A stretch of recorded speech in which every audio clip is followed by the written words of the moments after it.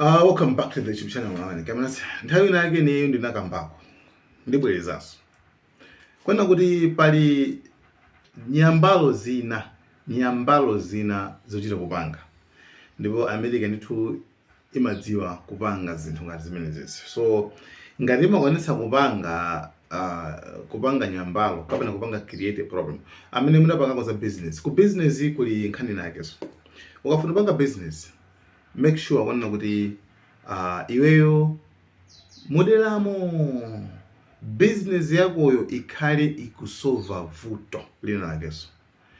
Manifesto site ikusolva vuto.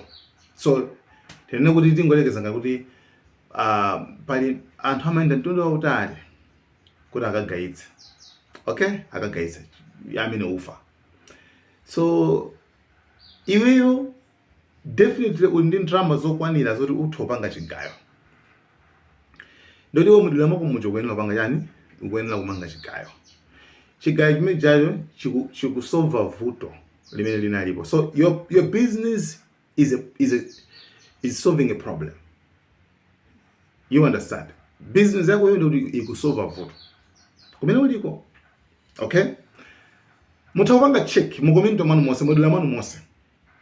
But make sure kwanza di business yako yo mwina kulibe pharmacy atingoyerekeza. Pharmacy kulibe ndithu anthu amavutika kupeza mankhwala. Iweyo ngati ndikuthekera komanga pharmacy ndikuti chisori chikutentha ichi. Ena amati ayi pafunika chisori chonse muzivala nthawi inake koma chisori chikutentha. Okay? Ayi. Okay. So anyway, tenti right? So that's why tinene pano kuona kuti imvene kalikali kwa Africa, most of kwa Africa ka kudziko lonse lapansi tinali ndi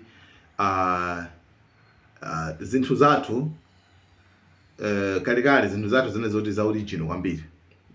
Masiku ano amaika fake, zinthu za fake kwambiri. Too much fake. Chongo zoti ziti basa mavuto ajawo tizithamange ku pharmacy. So imene ndi problem yochita kuipanga. Chongo yoti iwo abwerese business yawoyo idzakhala kuti ikusolva vuto limene ife tili nalo. Koma vuto alipanga create okha. Kama ndivesana bwacho. Tabe. Zima drink zambiri siza healthy. Tinene bana. Zima drink zambiri siza healthy. Muli sugar wambiri pakudusa kwa nthawi zimaononga. But akuli musadandaule chifukwa iwo aja anapanga zimankhwala kuma pharmacy. So it's a hot, they are selling like hot soap. The business ya anthu ya mphamvu kwambiri imene akumagulitsa. So meaning kwene uzi akumapanga create problem kenako amabwera solution nje amagulitsa. You understand what I mean? Mentality ya Americans azungu. So meaning kwene kuti inuyo even umphawi ama upanga create. Okay? Ukupanga ni noti okay iniyo mukhaende vuto losaganiza kwambiri, losakhala independent. Ndoti Malawi zaka ikamachula pano ifene kwatakwanisa zaka asatu chakuti tikuzira mulira koma Malawi alibe lo company imodzi yokhoza singa. Ilibe lo company imodzi yokhoza lezala. You understand what I mean? Chabe. So akapanga chonchicha. Iwaje na mama supply. Lezala uja. So the mavuto aino it's like supply kupanga pai ndi business mene. Okay? So meaning in pamene pa comfort zone. Maila V kumala isabanga maila V. Okay? Koma Americans they keep on tizikupatsana. Komano kuti mbange check the system. So kuti maila V jangoboya mwawolere. Pali zinthu kuli zima agreement kuseliwa. Zimene simboka zona so kuti kuti nkhani yonje. Okay? So ndimafuna ndikambe pano nkhani kuza ndi iwowa the system ine system ya chibwana kwambiri. Ndi system yoyipa. Okay? System yoyipa kwambiri. Chabwino. Iweyo kukupanga kuti ukhale dependence. Iweyo kukupanga kuti ukhale bodalilabe. Iweyo kukupanga kuti ukamapanga chinthu chako, ukamapanga zinthu zako ukafuna kudzimira paweka. madana nazo kwambiri. The example tukupanga check Iran ifune imakhala ili under sanctions zaka zopitula 40 atakasema zibalo simangabanga chakuti koma still imabanga survive munjira zake koma still aona bezoti abasi kuthekabe tende yangu itrabe nkhondo chifukwa si kubanga controlled ni Americans. You understand? Okay, do you know what even kumalawi kuli uranium amene ukamba za kusauti amene kumalawi kuli uranium kumalawi kuli zambiri mbiri zofunika zambiri mbiri koma anachotsa knowledge anachotsa kuthekera kofuna iniyo kuti mupange zinthu zomwe anokha chanchana mzitukuka chanchana like sanga kupaseni like zinthu ngati zimenezo koma iwo ndamene azipanga kuti kazi chichonse azipanga ndiwo then azikugulitsani nanga mzithokoza ndipo chapo hezo mukwambiri until nthainake anthu atazadzuka kuzasanduka ngati Ibrahim Traore kuti ife izitizipanga rokha kenako ndikumapitiriza chabwino point ikupita kuti mufana yo nangolo wako mufana tikambe khani kuza ndi point ayikulu kwambiri point ikulu kuti ena sabatha ku verse site amana ngakuti aya ibanje fete makhabu bwino Bible vuto lino liyose makuti kukhala bwino kumana mafuna yoko chifukwa inuyo muli under control and whenever zeli wasangala sasa kuti mukhabu bwino try taisi inuyo one day mozango yetsela kungoyesera kona zote ife taganiza zoti tufade bangeza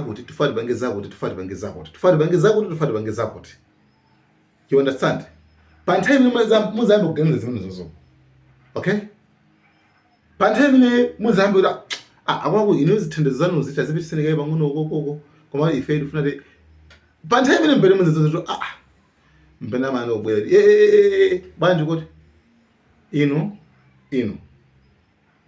mutibuliro tamakani mine mukhalira ka example kana alipo sonkana kuza nthawi bingo mthalika zinthu zingapo akulo madolo sindikona bwino 48 hours unyamuke mizipita kwanu and zinthu zinasintha. I mean most of you are familiar with the story sindofanda lo kwambiri kumene koko ndiyeno ndakulongosola mbene ndilongosola kwambiri koma ndimafana ndilowese pano ku vuto lina limene amalipanga create makamaka m'mayiko anza athuwa ndi vuto lopanga create nyambalo villains. Trump kapatenda kuti America mapolicies awo mauzanzi zawo ino kuli nyambalo kumana Russia, nyambalo Iran, nyambalo China. You understand? This create ndi kupanga create mwenye kuuzaniso kuti iwo saba kuomanelo akuzokusonyani nabe kusipa video kana meno panoba ifeyo amaroba ifetoka ifeni amene amaroba maori amaroba ifetoka meaning ngona kuti iniyo nda amene soba ifetizi kutetezana mzuri basiyani ndalama inu aneto blah blah saba kuoba amaoba ifetoka. We've been protecting these countries for years with NATO because NATO is us. You can ask Putin. Putin fears us. He has no fear of Europe whatsoever. He fears the United States of America and the military that was built by me in the first term. So meaning, wena kuti zosezi jazo ndi nyambalo zoziro zibanga. Chabwino. Ndi nyambalo pano akatelo muli mwasema tumafani kambe nkhana kuza ndi Russia specifically mufani kambe nkhana kuza ndi Russia tumakamba pano kuno zoti pali nkhani ya Cuba na bwesa nkhani ya Cuba imene America inadula anauza maiko ena kuti asamaibire sile Cuba ili pachilumba okay kwase kuli mazi pachilumba ndeko kupita mwene opita pa mastima chani okay dziko anthu 10 million nopitoko Cuba. So kumene kujawo anthu nakamba zokhana kuza ndi magetsi kuti akuvuta chani foti Trump akaniza anadulira supply oil supply kuti anthu asabisa anambo panga raise anthu kuti awareness kuti akaisi ku Cuba anthu akuvutika, ku Cuba libe magetsi kulibe blah blah blah blah. I'm in Havana's harbor, which hasn't seen a fuel tanker come into the country in nearly 3 full months. The country is living through an acute fuels crisis. There is no petrol. There are permanent blackouts. People have no petrol for their cars. Public transport is paralyzed. But now we are hearing an extraordinary piece of news, and that is that a Russian oil tanker that in fact has been sanctioned by the United States is on its way to Cuba and could arrive in the port of Matanzas in the next 2 days, carrying something like 670,000 barrels of desperately needed fuel for this country. Now, it is uncertain why apparently the White House is going to allow that tanker to come through, if indeed it does. There is... So, why Cuba imavutika? Chifukwa Cuba nayonso munzaka izozo anata ifete tifati zibanga zathu. Ini wazungu chabwino tize kugwizana mwina koma napa nkhani kukhuzana ndi zina state zibanga toka. So Cuba zinthu zambiri. Cuba ili ndi zinthu zingapo zambiri zimene ndapanga mayoka. Even ma vaccine, machani. Zinthu zambiri kumbali kuzo ndi health sector. Anapanga zinthu zambiri. Nzakulongosana one day. Chabwino chifanya kukhala independent. Basi tu komanso iwaja anagwizana ndi Russia, Iran, China, something like that. Basi tu America kuti ayifanya waya mugwizana nami no. Ndele you are the next. Trump ananko you are the next. Namavutika. Koma no chabwino. Imodzi mwa nyambalo imene America inapanga create inalenga meli Russia. Despite kuti Trump aganiza kunzoti mune kusabira chino chose anthu akuvutika, koma Russia nyambaloyo oyipayo ndimene tenga oil tank imafuta yapititsa kumene kucho ku Cuba kuti anthu akarani agwisa chiro mafuta awo. You understand? Nyambaloyo chabwino kumbali inaso ndifana kuze mwe uri panopa picture America bachati kuze ndika picture America imene imaziventa kuti ife ndio uvuta kwambiri anthu amba kuzindikira reality kuti aya aso ndi mazuba bena baki pazimene awuzipanga kufoka kwa kwamba kuonekera baba mwezi wathunthu watha panopa kufoka kuonekera bale pene baba. So Russia yangonyamula trunk wabe otali and Trump atafusa bana kuti hey banji iweyo Russia tupitisa mafuta kuti ndi ku Cuba. Trump yankhulake aya chabwino basi apititse, they need it. There's a report that the U.S. is going to let a Russian oil tanker go to Cuba. Is that true? Well, we have a tanker out there. We don't mind having somebody get a boatload because they have to survive. It wouldn't bother me. If a country wants to send some oil into Cuba right now, I have no problem with it. Doesn't help him. He loses one boatload of oil. That's all it is. It's fine. If he wants to do that, and if other countries want to do it, it doesn't bother me much. It's not going to have an impact. Cuba's finished. They have a bad regime. They have very bad and corrupt leadership. And whether or not they get a boat of oil, it's not going to matter.